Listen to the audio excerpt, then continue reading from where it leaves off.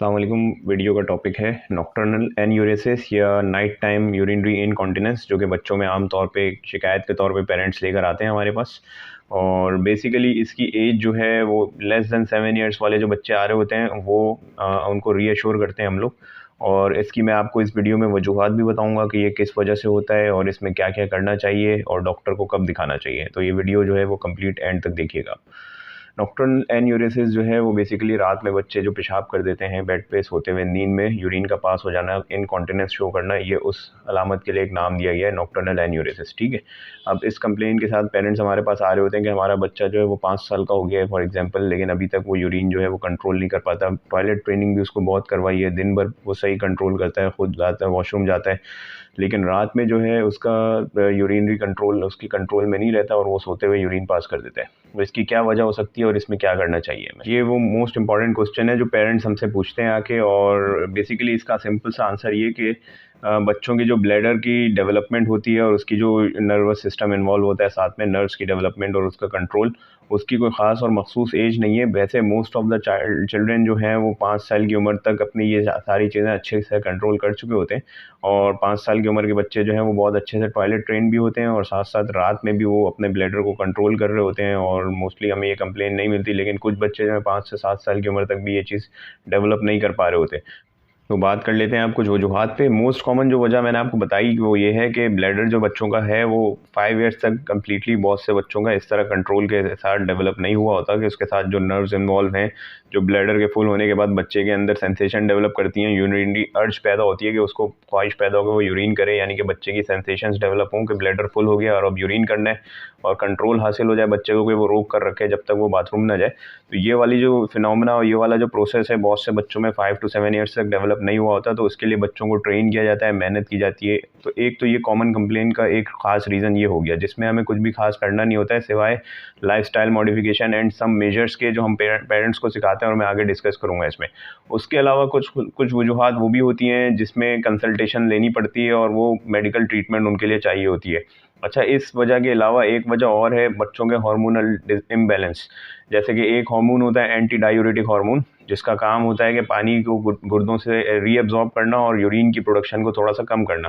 ठीक है, ये कुछ हार्मोन्स होते हैं जो आपस में ऑपोजिटली वर्क कर रहे होते हैं। इसी का जो ऑपोजिट हार्मोन है वो है एल्डोस्टेरोन, जो कि यूरिन की प्रोडक्शन को बढ़ाने के लिए होता है और सॉल्ट रिटेन करने के लिए होता है। सिमिलरली कुछ बच्चों में एडीएच की जो है प्रोडक्शन इतनी ऑप्टिमम लेवल पे नहीं हो रही होती है ड्यूरिंग नाइट टाइम, जिसकी वजह से बच्चे जो हैं वो नॉक्टर्नल एन्यूरेसिस का शिकार हो रहे होते हैं। तो ये भी एक नॉर्मल फिनोमेना में 5 to 7 ईयर्स तक हम लोग इसमें कोई किसी ट्रीटमेंट की ज़रूरत नहीं होती। बस यही है कि बच्चों को फिर प्रैक्टिस करवाई जाती है और कुछ मेजर्स होते हैं जो आगे डिस्कस करेंगे।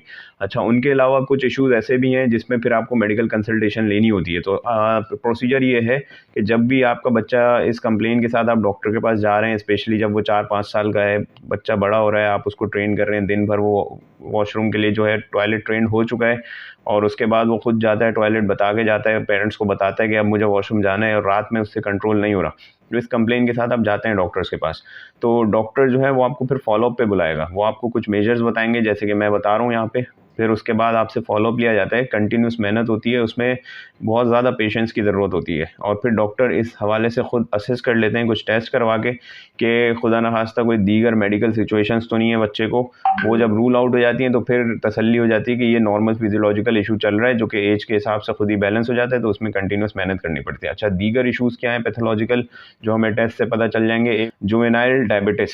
जुवेनाइल डायबिटिस ये होता है कि जो बच्चों में शुगर की कंप्लेन होती है, पैदाइशी टाइप 1 डायबिटिस जो होती है, उसमें एक बहुत बड़ा साइन ये है कि नॉक्टर्नल एन्यूरेसिस उसमें भी हो रही होती है और एक्सेसिव यूरिन पास करता है बच्चा, रात में 3 से 4 दफ़ा वॉशरूम जा रहा होता है। तो उसकी डायग्नोसिस के लिए तो डॉक्टर जो हैं वो आपका यूरिन का एक टेस्ट करवाते हैं, उसमें कुछ ख़ास अलामात उन्हें मिल जाती हैं, रैंडम ब्लड शुगर और फास्टिंग ब्लड शुगर करवाते हैं, HbA1c, इस तरह के कुछ टेस्ट होते हैं।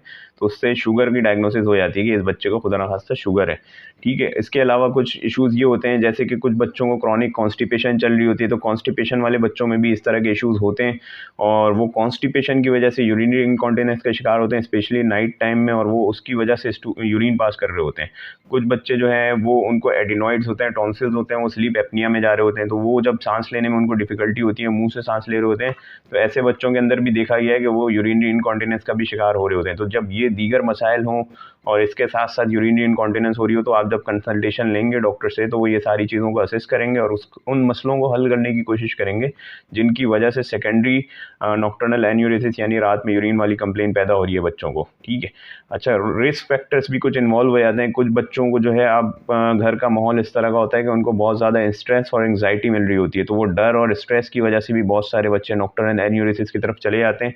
यानी कि वैसे वो नॉर्मली बिल्कुल ठीक थे और बाथरूम पर टॉयलेट ट्रेंड थे, रात में भी उठ के वो बताते थे कि उन्हें यूरिन करना है, या रात में रोते थे, यूरिन करवाता था, उनके पेरेंट्स यूरिन पास करवाते थे, लेकिन अचानक से उनकी हैबिट चेंज हुई है।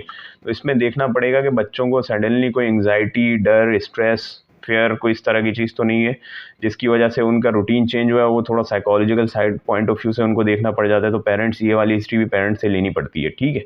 उसके अलावा फैमिली हिस्ट्री ये कि जो फैमिली हिस्ट्री में कुछ रीनल इश्यूज़ चल रहे होते हैं, स्मॉल ब्लैडर या ब्लैडर के कंजेनाइटल इश्यूज़ वो सब चल रहे होते हैं, तो वो हिस्ट्री भी लेनी पड़ती है। उसके बाद फिर कुछ वर्कअप कराया जा सकता है। अगर डॉक्टर को लगेगा कि भाई इस बच्चे का जो है वो नॉर्मल से हट के कुछ वर्कअप लग रहा है, ज़रूरी है, तो आपका अल्ट्रासाउंड के यू भी एडवाइस कर सकते हैं, किडनी, यूरिनरी ब्लैडर, और एक्सरे वगैरह भी इनिशियली करवा सकते हैं, जिससे इनिशियल एनेटमी का पता चल जाता है कि एनेटमिकल इश्यूज़ तो नहीं है बच्चों को।